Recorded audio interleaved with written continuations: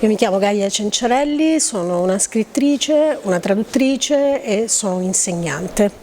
La bellezza conta laddove non è soltanto considerata la bellezza estetica, la bellezza conta perché per quanto mi riguarda la bellezza è l'armonia, la corrispondenza tra quello che si è interiormente e quello che si mostra all'esterno. È l'armonia, è un circolo virtuoso che comunica qualcosa di bello, naturalmente. Nello specifico del mio mestiere mi piace che mi piace chiamarlo mestiere, perché lo è una sorta di artigianato. La bellezza è tutti i giorni in classe, quando si incontrano i ragazzi, quando si parla con loro, quando ci si confronta, quando ci si rende conto che in realtà si ha tanto da imparare. Potrebbe sembrare una frase retorica questa, una frase molto banale, invece non lo è affatto. In realtà noi impariamo da loro più di quanto non insegniamo. Questa è la bellezza dello specifico del mio mestiere. Tante sono le cose belle che ho visto fare, che vorrei tanto poter fare anch'io o replicare anch'io. Vedo scrivere dei bellissimi libri, ho la fortuna di avere molti amici, scrittrici e scrittori, vedo recitare dei film meravigliosi, vedo persone che recitano in teatro e che comunicano bellezza. Vedo la bellezza tutti i giorni quando qualche studente che non ha voglia di fare, che non ha voglia di impegnarsi, per amore dell'insegnante, perché vuole bene un insegnante, si impegna e riesce a prendere 6. Io spero di esserlo, intanto non credo di essere consapevole di questo ovviamente lo devono dire gli altri. Spero di essere motore di questa cosa meravigliosa che è la bellezza, che dovrebbe salvare il mondo, no?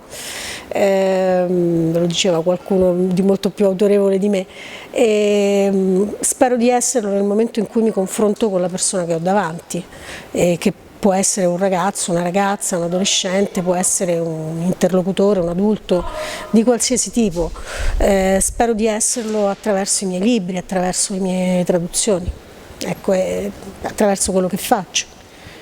Ci vuole intanto un grande impegno, non è una cosa che si possa fare dall'oggi al domani, perché credo che le persone vadano educate alla bellezza sin da piccole, quindi ci vuole una concertazione di impegni da parte della famiglia, da parte della scuola, da parte della società che però a volte è carente, ci vogliono gli stimoli giusti. Credo che la lettura e credo che tutte le arti creative, le arti cioè, che sono creative di per sé ovviamente, ma credo che siano importanti proprio per questo motivo, per educare alla bellezza. Non sempre ci si riesce, però vale sempre la pena di tentare. Ma io credo che la bellezza sia anche qualcosa che riguardi molto la pace interiore, e la pace interiore per ciascuno di noi è una dimensione molto personale che si raggiunge tramite strade davvero uniche e a volte incomprensibili all'altro. Sì, mi viene da dire che la bellezza è anche pace. Questo, guarda, non so perché mi è uscita questa cosa della pace proprio oggi, che è un anno purtroppo dall'inizio dallo scoppio del conflitto tristemente noto, insomma, in Ucraina, e sì, io penso che la bellezza sia anche la pace, a maggior ragione. Ne ho molta paura, mi provoca uno stato d'ansia difficilmente gestibile, cioè lo gestisco ma ci metto un po', mi devo impegnare per circoscrivere le sensazioni che mi dà, le sensazioni brutte che mi dà. Ne ho paura, come dicevo prima, però bisogna affrontare queste cose in ogni caso. Se non si possono sfuggire bisogna affrontarle.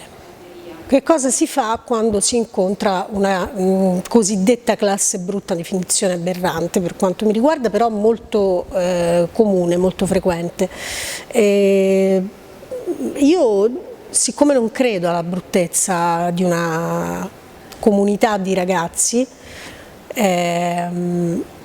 cerco di trovare la bellezza e quindi difficilmente resto insensibile di fronte al racconto individuale del ragazzo che mi spiega chi è, che mi racconta chi è, che mi racconta dei suoi gusti. Cerco di conoscere l'individuo, che poi fa parte di un gruppo, di una comunità, ma insomma non si può generalizzare, per quello che l'espressione classe brutta mi fa venire i brividi. Ecco, semplicemente cerco di conoscere quello che apparentemente è sgradevole. Grazie a voi.